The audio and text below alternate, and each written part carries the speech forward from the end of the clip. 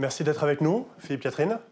On va peut-être commencer très général. Le mignonisme, c'est quoi, en quelques mots? Le mignonisme, c'est un courant artistique dont je suis le seul membre et qui aura sa vie, peut-être après mon décès, on ne sait pas. Mais ça consiste il y a plein de gens, il y a plein d'artistes qui sont mignonistes sans le savoir. Par exemple, je sais pas moi, Magritte, était mignoniste, Vermeer, de par des formats assez petits, était mignoniste, par exemple. Il y a des cinéastes, des chanteurs, des chanteuses, et c'est souvent l'idée d'aborder des sujets de la vie, c'est-à-dire parfois sombres, violents, complexes, vus d'une façon un peu mignoniste. C'est-à-dire, ça peut être juste dans la forme. Par exemple, dans le mignonisme, il n'y a pas d'angle droit. Non, non, ce ne sont que des rondeurs. D'où ces gros bonhommes roses qui nous entourent aujourd'hui. Par exemple, ceux-là, oui, qui n'ont pas d'angle droit. Non. Non, non. Vous êtes tombé dans ce mignonisme en 2020, c'était la période du confinement. Là, on est 5 ans après.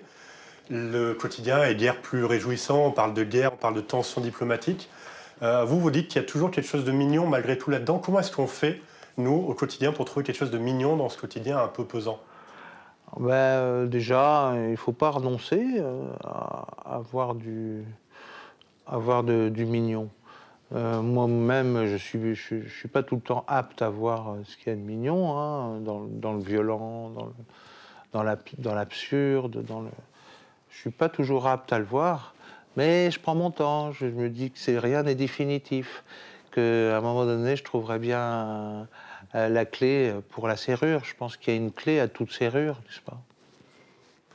Et en parallèle de ces bonhommes roses, vous dessinez aussi, vous faites des dessins. Il y en a plusieurs qui sont exposés ici. On y voit des paysages, on y voit des personnages, très souvent dans le plus sympa pareil, dans des positions un peu étranges. Pourquoi ce choix-là et qu'est-ce que vous voulez faire passer comme message à travers ces dessins? Ce sont des dessins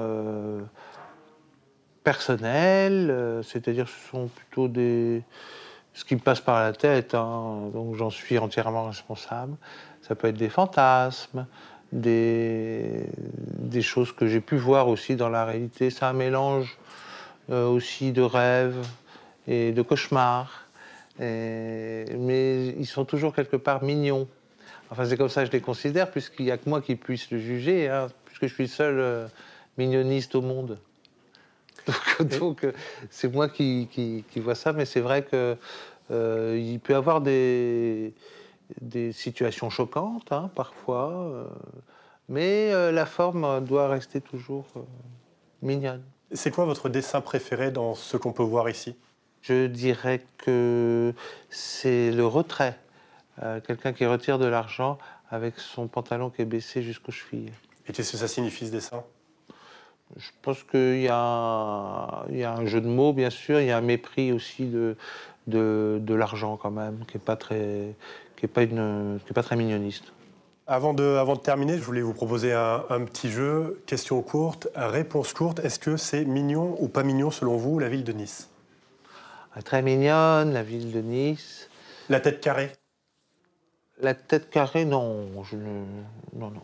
Mais comme je vous l'ai dit, je ne tiens pas à avoir beaucoup d'angles droits. Le Pambagna?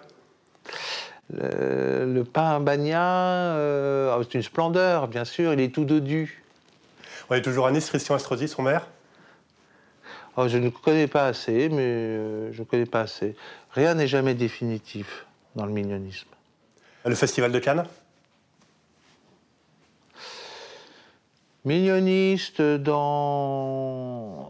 sur les côtés, mais pas au milieu.